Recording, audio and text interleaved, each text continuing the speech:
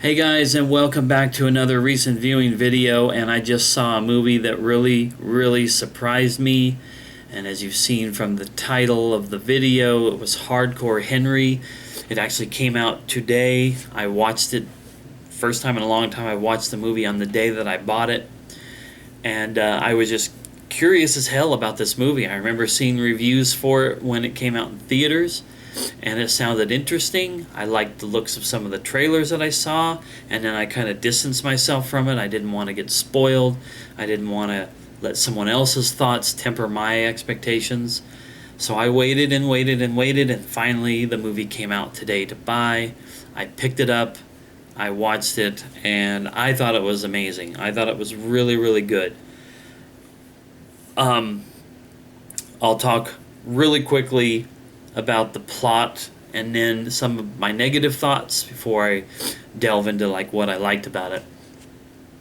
Basically, the premise of this movie, not even thinking about the story or anything about what's going on in it, but the premise of why this movie is different and unique is because the entirety of the movie is filmed in first person. Now, if you watch the movie Doom that came out like 10, 11, 12 years ago, had The Rock in it, it was based on the video game, you know that there was a couple minute long sequence in that was shot in first person like you were in that video game, and they looked around and shot stuff and creatures came out. And it was okay, you know, it was an alright homage to the game, but it was just thrown in there for that purpose. This movie is filmed from start to finish in that first person perspective, and that's its gimmick, and it works. Now, I could see where somebody might not like this. Some people see that kind of perspective in a movie or a game or whatever, and it makes them motion sick or whatever, and I could see that having an effect on people, but it didn't bother me at all. So that's the first thing to know about this movie. You will never see your character on screen like I am on screen. You'll rather see the character or the perspective that character has and everybody else on screen like this. It's really interesting, but it works. Now, the movie itself was about this guy who basically wakes up to find himself being pieced back together with robotic parts, and he figures out, as he's told, as people are explaining things to him, that this scientist who is his wife is putting him back together, and they need to get out of this place where they're at because they get like raided by this evil guy, the villain of the movie. I'll get to that in a moment. And they have to escape from this, and boom, then it's just like the movie just hits the floor running. From start to finish, it's like go. This was actually a more fast-paced, non-stop, no letting up action style movie than Mad Max, the new Mad Max from last year. Fury Road. This was actually, when I heard that Mad Max Fury Road was supposedly non-stop action, this is kind of what I expected. This movie was really more non-stop action. Fury Road had some lulls in it that were more pronounced and more pregnant, I guess you would say, than I would have expected. Not that there's anything wrong with Fury Road, it's an awesome movie, but this movie's action is really the definition of non-stop. And so you're on the run, or your character, or the guy that you're following in the movie or whatever. I'm kind of thinking of it from the perspective of a video game, and it makes sense. This is a movie, that seems very inspired by video games. But you are non-stop, just rolling, just going, running and gunning and finding out things, and parkour. There's parkour in there, and it's just all kinds of stuff. And it just, like I said, it leads up to its conclusion, which I thought was really good. It's abrupt, like the very end of the movie is abrupt, but the conclusion, the epic finale, the face-off or whatever, was actually really cool. Now, let me speak real quick on a few of the things that I didn't like about the movie.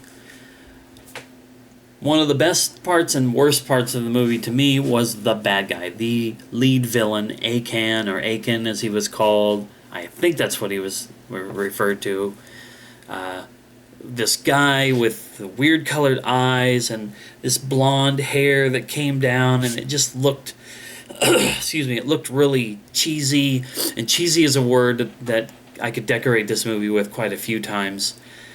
But this guy's hair and his look was cheesy, and it felt like it helped to throw the movie out of whack to me. Like, it, yeah, sure, a guy being put together with cybernetic parts, and he's being reconstructed, and he's a badass soldier, and there's more of them, and there's a character in the movie who keeps dying, but he keeps coming back, and the reason for that, all these things are out there. They are not realistic.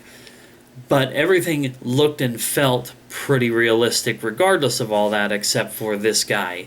I did not like his look. But he was a good actor. His voice, I thought maybe he'd have a weird voice and he'd sound like some mad scientist or something ridiculous. No, he sounded good. He was a good actor for the most part. But his look didn't do it for me. Another thing that I didn't like, there was a sequence in the movie that I'm guessing was supposed to be for laughs. I'm not for sure. But it was like a song and dance number. Thankfully, it did have to do with a character in the movie who was very entertaining, probably the best part of the movie. I did hear that a lot in the reviews I watched for the movie long before it came out for me to watch.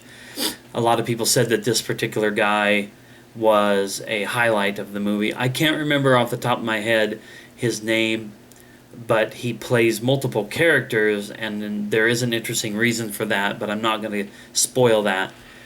But, and he, like I said, it was pretty obvious that he was a great personality and a great actor in this, so perhaps the song and dance number was just meant to show off some more of his chops and have a couple of laughs at this sequence. But it rubbed me the wrong way. It just kind of pops up in the middle of the movie, and it seemed really weird. So, but I can live with that. To be honest with you, those are really the only things that come to mind right now that I really didn't like about the movie. So what I did like, well, like I said before, the action is nonstop. It just keeps going and going and going. Actually, I just thought of a third thing that did kind of bother me in the movie. The movie had this feel of, as I said before, inspired by video games.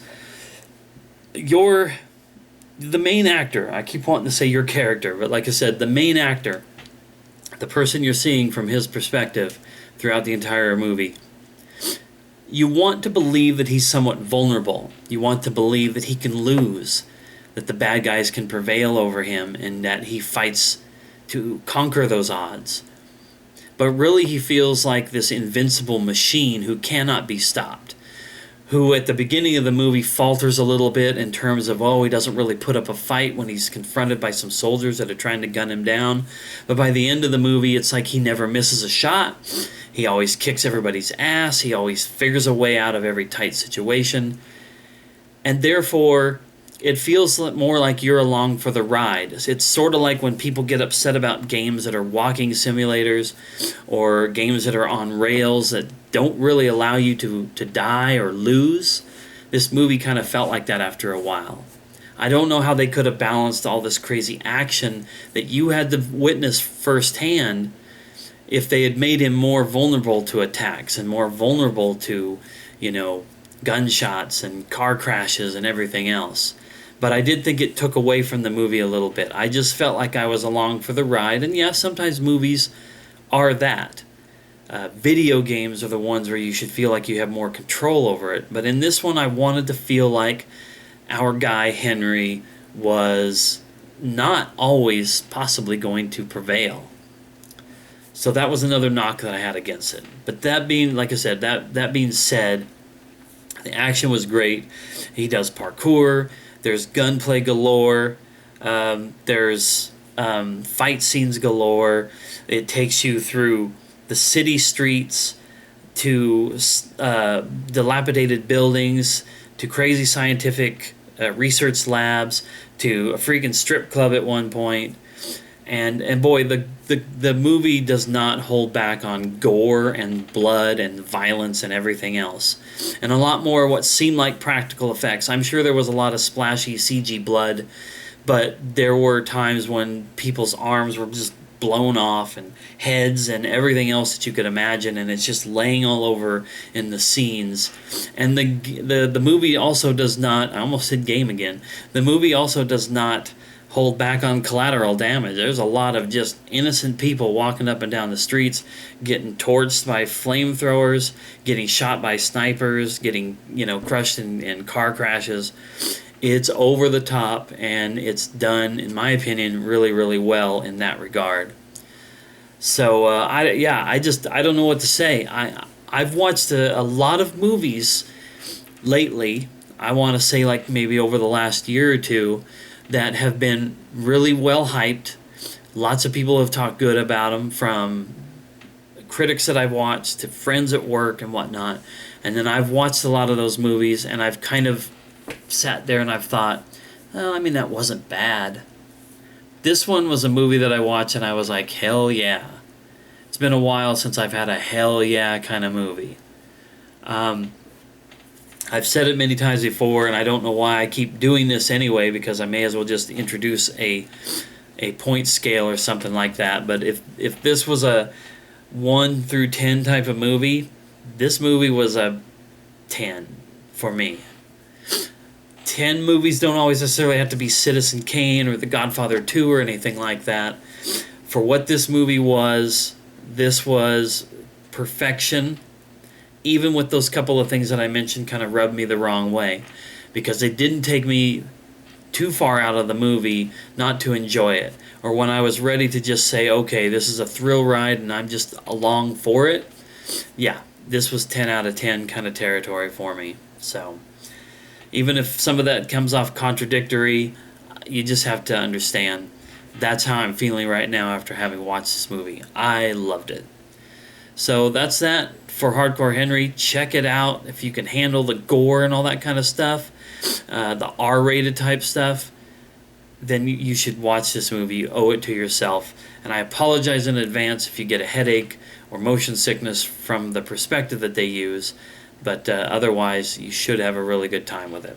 So that's that. I'll see you guys next time. Thanks for watching.